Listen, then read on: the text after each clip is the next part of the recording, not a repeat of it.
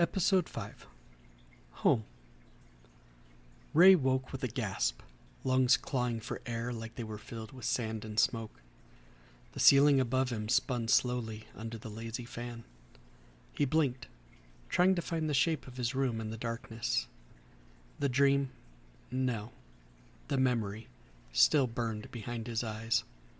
The smell of gunpowder and burned flesh, blood mixing with diesel. The ambush. He could still feel the heat in his back where the shrapnel hit. He sat up. Home. He was home. His shirt clung to him, soaked. Sheets twisted around his legs like restraints. Jenna lay beside him, facing the other way, motionless. He almost reached out.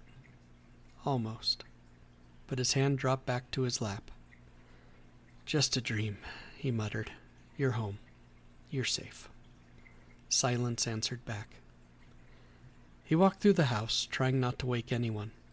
The floors beneath his feet were familiar, but there was no warmth in these walls. He couldn't seem to find happiness or purpose. He paused at his son's Liam door, hand hovering just above the knob. But he didn't go in. The kid barely looked at him lately. Downstairs, a hum came from the kitchen as the fridge kicked on. The coffee pot still sat, half full, from yesterday. He didn't drink it anymore, kept forgetting to. But Jenna did, every morning. He sat at the table and stared out the window until the sun rose enough to hurt. The days seemed a blur to him since he got home. He was having trouble remembering things at times, but what happened in Iraq was fresh and clear.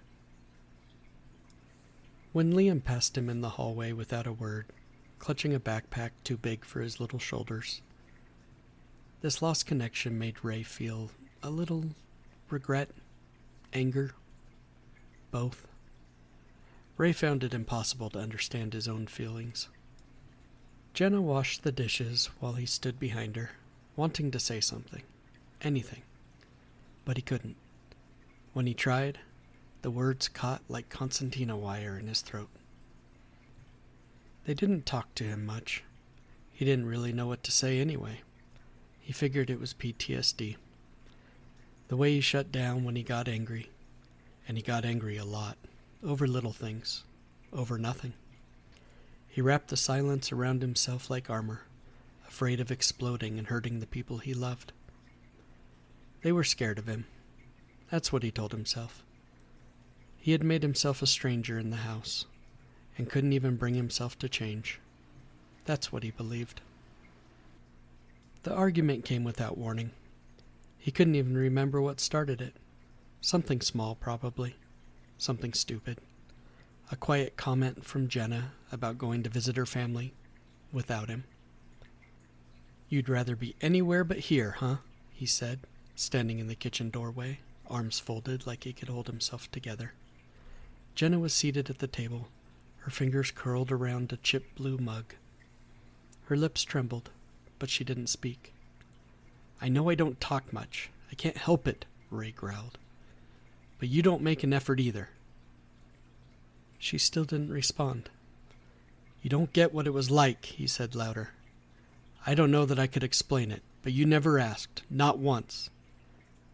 Jenna sobbed softly, shoulders shaking, head bowed low over the mug. Ray stepped forward, anger boiling over.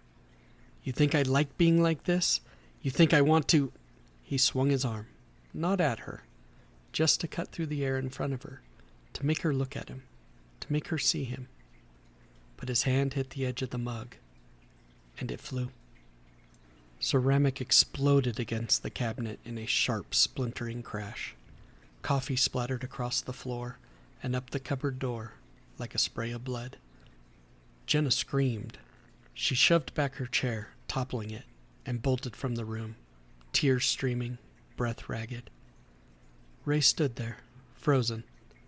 His arms still hung in the air as he stared at the shattered mug and coffee on the floor, mouth dry. "I didn't mean to," he whispered. He stared at the broken mug, the mess, the blonde-colored coffee on the floor. That night, the silence was thicker. He heard Jenna crying in the bedroom, muffled by the closed door. He didn't go to her. He couldn't.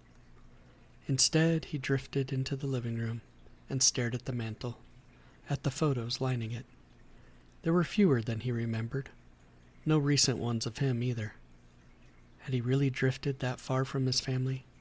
Had the PTSD controlled him that much? In the center, a folded flag in a triangle case. Below it, a photo of him in uniform. Ray's stomach sank. A low, hollow ache spread throughout his stomach. He stumbled backward, tripping over his own feet and falling hard to the floor. "No," he said out loud. No, I came home. I remember." But the memory unraveled. The ambush, the street in Baghdad, the sun in his eyes, the crack of gunfire, the sprint to the Humvee, the explosions, the searing pain in his back. Ray woke with a gasp, lungs clawing for air like they were still filled with sand and smoke. The ceiling above him spun slowly under the lazy fan. He blinked, trying to find the shape of his room in the darkness. The dream, no. The memory, still burned behind his eyes. The smell of gunpowder and burned flesh, blood mixing with diesel. The ambush. He could still feel the heat in his back where the shrapnel hit. He sat up. Home. He was home. Thanks for spending some time with me here on Stories You Didn't Ask For. If you enjoyed this story, a like and a subscribe really helps me keep creating more. New tales arrive every Wednesday.